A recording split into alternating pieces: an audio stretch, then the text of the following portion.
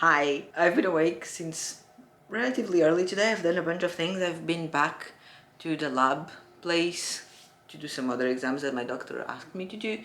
And I've been to the mall and I bought, my main goal to go there was two things: hospital snacks, I will show them in a second, and a toy for TJ to receive at the hospital when he goes to visit his sister. Like his sister will bring him a gift. I don't know, that's what the internet tells me to do.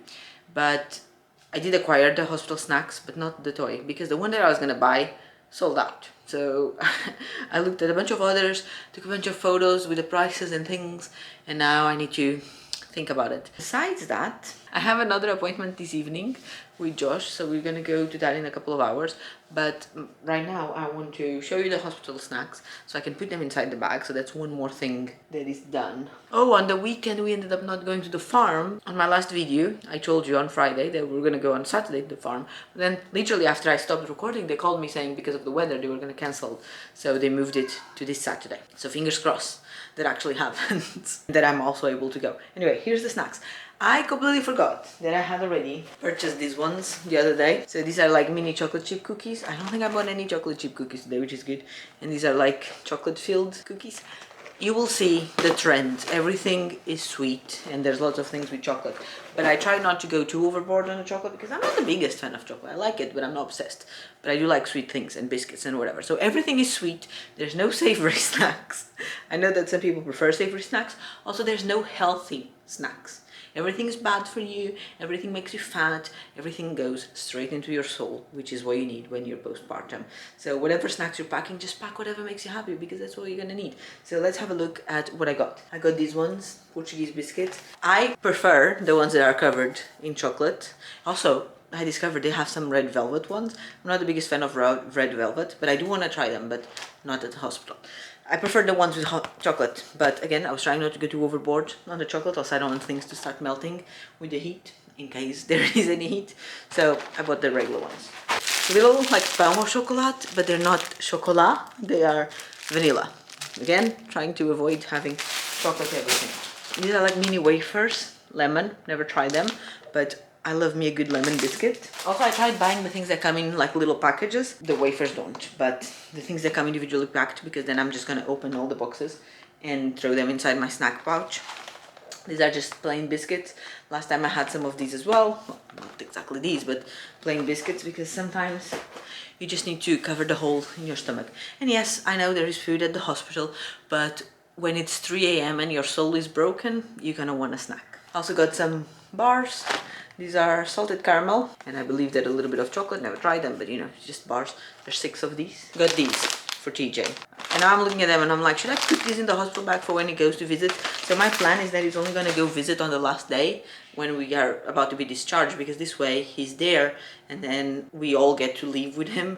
As of if he goes in another day, he will have to leave without me, and I don't want him to think that like now there's this new baby and mommy prefers to stay with the baby kind of thing. Not that he would, because he's too young, but you know, again, the internet recommended when they're very young to only take them on the last day. I'm just gonna trust the process. And then I got a couple of other things, not food related. Shampoo and conditioner, little bottles.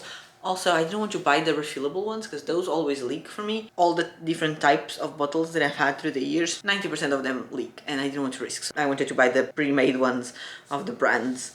And these were very good. These were €1.50 each, which is a reasonable price. Obviously more expensive per liter than if you buy the big bottles, but that's to be expected. But €1.50 for this, reasonable. Now, when I was looking for shower gel, first of all, I couldn't find it anywhere. And then when I did find it, the little bottles were the same exact price as this size bottle. So I just bought this size bottle anyway, because, you know, Josh is gonna be there and he's probably gonna want to shower as well. I've used this at some point in the past because this smell takes me back. It's this one, by the way. It's great. If you haven't tried it, try it. This was not on my list or anything for the hospital bag, and I don't think the last time I had any, but I saw it at the till at the supermarket when I was about to go pay, and I thought, you know what, that's a good idea, because who knows when you're able to brush your teeth when you're there in the hospital. So it's good to have something to refresh. And then I bought some bio oil. This is what I use on my belly. I used it last time as well, to prevent stretch marks. And usually I have the big bottle. I have a tiny bit left, but I also only have a tiny bit left of the pregnancy, so I didn't want to spend the money getting the big bottle again, so I've got the little travel size, and this will be more than enough to see me until the end of the pregnancy. Now, if you ask me, does this thing really work? I don't know. With TJ, I used it literally religiously every night before bed. I might have missed one or two, but in general, every night I would rub it all over my belly, and I didn't have any stretch marks at all until after he was born. I got some on the sides, and then I still rubbed it for a few more days after the birth, but then I wasn't as good because I was tired and there was other things on my mind. But the stretch marks on the side ended up disappearing, most of them. Like, I got some teeny tiny ones, you barely see them, at least I barely see them. They're also on the side, so they're not very visible, and I don't mind it too much, but they like shrunk. Now, I don't know if it was just my body, because obviously some people are more prone to stretch marks than others, or if this oil actually works. Now, this time I started using it, but I was definitely not as good as the last time. Like, I would go weeks without putting it once, and then every now and then I would remember and I would put it on. And then I started having, a few weeks ago, stretch marks at the bottom of the belly. My belly is also bigger this time. So when that started showing up, or at least when I noticed, I was like, oh my god, hold on. So now I'm being strict again of putting it pretty much every night all over my belly. Obviously the stretch marks are there.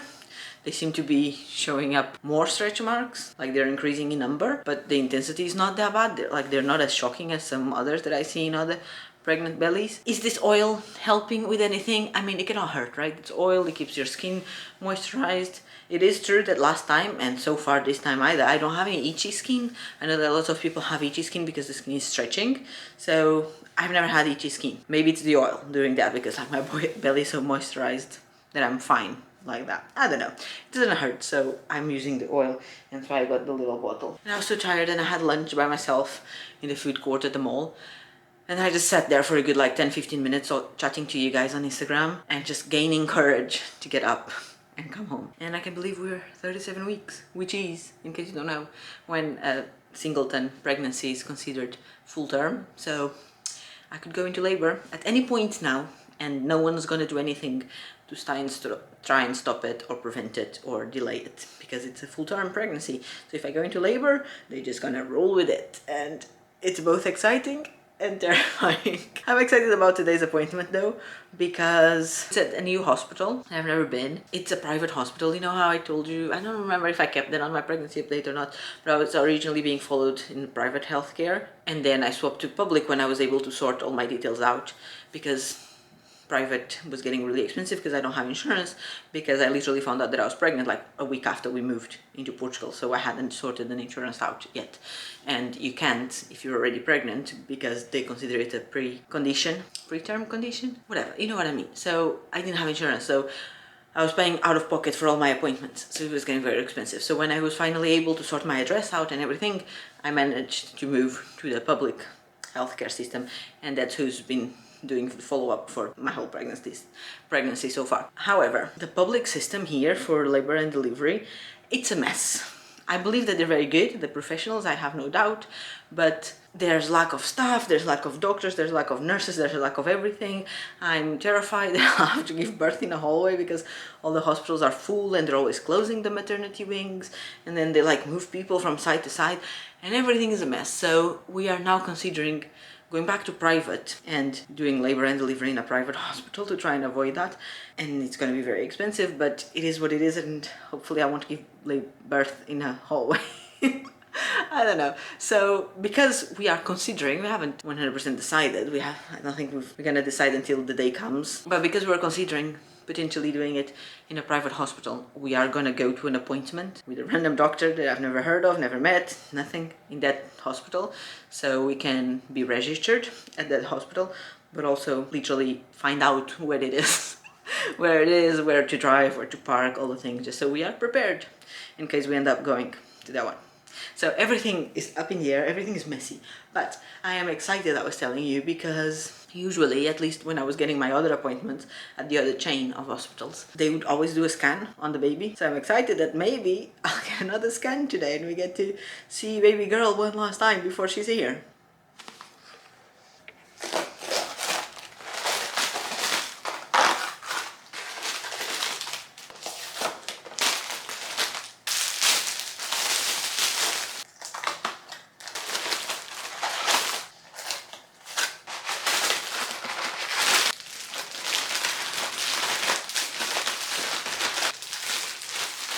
one of these little breads out because I want to try them. Because this is the kind of thing that I would love. Let's see if I do. Hi.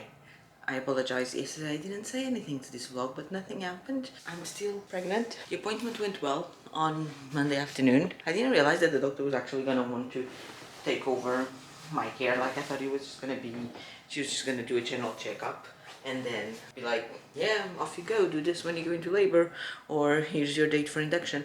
But turned out she wants to keep seeing me. So I have 2 more appointments booked with her, next Monday and the one after, if I make it that far.